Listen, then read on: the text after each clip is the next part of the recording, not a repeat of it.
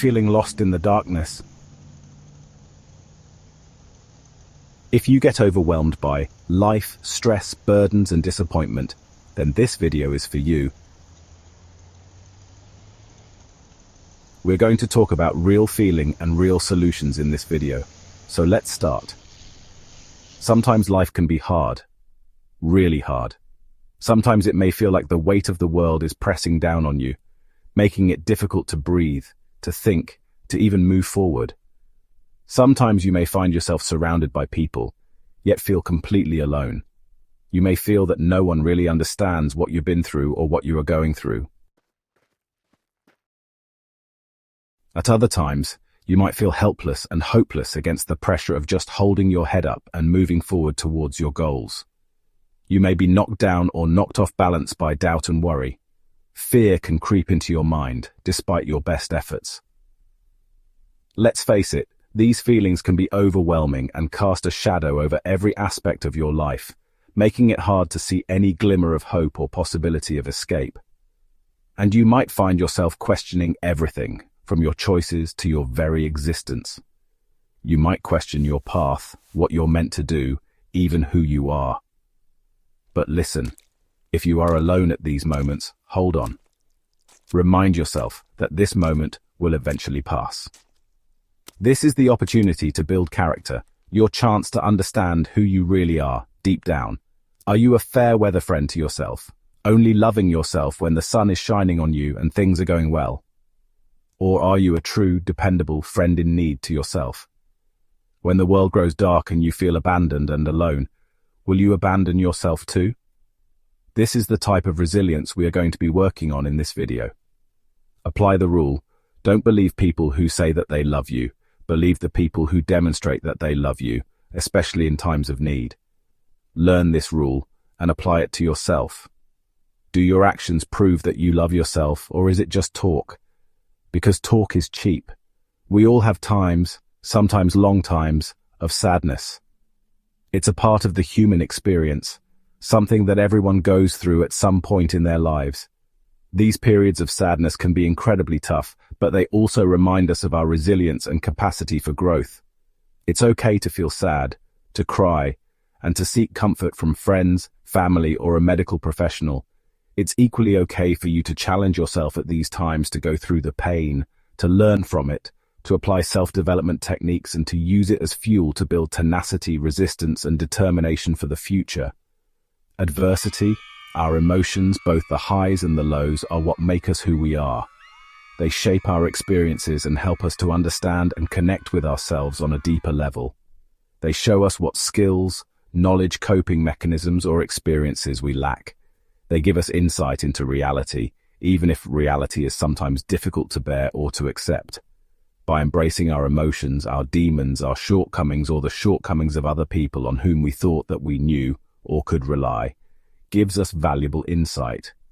This insight can either cripple us or spur us on to become wiser, stronger, more self-sufficient, more resilient, more strategic in our thinking, and less dependent on the external validation of others. So strange as it may sound at first, learn not to curse hardships and setbacks. In those moments, practice self-love, self-care, and the courage to comfort yourself and to pick yourself up again. This is how character is forged. What matters is how we react to these tough times. Do we let them define us, or do we use them as opportunities to grow and become stronger?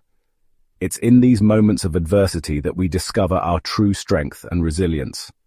By facing our challenges head-on, we can learn valuable lessons and emerge even more capable than before. Courage, resilience, and tenacity are like muscles. The more you use them, the easier it becomes to use them, and the stronger they become. Remember that this is not about becoming numb to fear, sadness, disappointment, or grief. It's about acknowledging that they are real, allowing yourself to go through them, and developing the internal understanding that as soon as possible, you will stand up again, and that if you can't stand up, then you will move forward on your knees, and if not, you will crawl forward until such time that you can stand up again. This has to be an agreement that you make with yourself now, not just when crisis hits. Self-care has to be worked on continually so it becomes habitual, and your brain becomes rewired and accustomed to the knowledge that you are a reliable friend to yourself. So do the work now. Face yourself in the mirror and make your promises. Get a notebook and write down what kind of person you want to be to yourself. Tenacious, courageous, loyal to yourself, dependable to yourself, worthy of self-trust when times get tough. If so, write it down. Invest the time in yourself. Do the research on how to find and equip yourself with the attributes that you are lacking. Never has self-help and self-development information been so readily and so freely available. If you truly feel that you are someone worth helping, someone whose pain and frustration should be lifted, and someone who is worthy of another chance to get things right, you will invest time and energy into yourself. You will find the time, find the resources that you need, and you will apply them to yourself. This is real self-love and self-care in action. So will fear, despair, stress, and worry control you? The answer is yes. They may control you for a while. They may dominate your thoughts, and they may even drive you to your knees. But understanding that you won't quit on yourself and agreeing to treat yourself with love, compassion, and humanity through the process, and that you are going to get up again is the key. So do we let negative thoughts control us? Well, yes, that is likely to happen from time to time. Will we learn from the experience, seek out the knowledge and resources to get us functioning again even better and stronger than before? Yes, this is a choice we make every day. By cultivating a positive mindset and focusing on our inner strength, we can navigate through the darkest times and come out on the other side with a renewed sense of purpose and determination. When we face stress, anxiety, bad luck, or disappointment, our minds become focused on the problem or negative emotion, and we can lose our ability to think rationally or helpfully, making it difficult for ourselves to break the negative thought cycle, find solutions, or to learn and grow from the experience. Cognitive reframing is a technique that you can use to shift your mindset so you're able to look at a situation, person, or relationship from a slightly different perspective. Use cognitive reframing to ask yourself questions like, is there another way to look at this situation? What are some other possible reasons this could have happened? Or, what can I learn from this situation to improve myself in the future? Cognitive reframing is something that you can do at home or anytime you experience distorted thinking to keep moving forward, no matter how tough things get. Remember, even when it's darkest, there's a little light inside you. That light is your inner strength, your resilience, and your capacity for hope.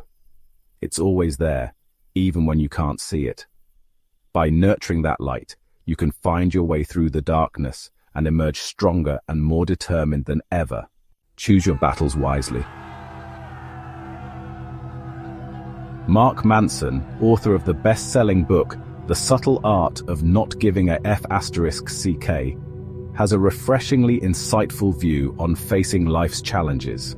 In his book, he argues that rather than being obsessed with the idea that we need to be constantly positive and happy, we only should focus on the things that truly matter to us, and not to sweat the small or non-crucial stuff. Not all battles are worth your energy, not all battles are worthy of your time, and not all battles need to be won. Mark's philosophy is not about giving up or being indifferent. It's about being selective with our energy and attention. He encourages us to identify the values and goals that are most important to us, and to focus our efforts on those areas, ignoring the others. He also goes on to say that the constant pursuit of happiness can lead to anxiety and stress, because we feel like we're failing if we're not always in a state of joy. Instead, he suggests that we should accept that life is problematic, and that occasional sadness, disappointment, and failure is part of the human experience. So remember, not every problem is worth your time and energy. By being selective about the struggles you engage in, you can conserve your resources for the things that truly matter to you. This means letting go of trivial concerns and focusing on the bigger picture. So be honest with yourself about what you truly care about, and be willing to let go of the things that don't serve you. Take your ego out of the equation. You don't have to continually defend yourself, prove that you're right, or have the last word. Only focus your energy on things that align with your deeply held values or those that help you to grow. As we wrap up, remember that feeling hopeless at times is part of the human experience, but it doesn't have to define you. By acknowledging your feelings, both good and bad, looking for opportunities to learn and to grow from your negative experience, reframing your perspective, choosing your battles, practicing self-compassion, and being a true friend to yourself, you can increase your inner strength and develop tenacity and resilience. If you found this video helpful, please like, subscribe, and share it with someone who may need a dose of encouragement. Save it for yourself and come back to refresh yourself with the self-empowerment advice that it contains. Remember, you have the power to keep going, even when it feels impossible. Thank you for watching, and remember, hope is often just one courageous step away.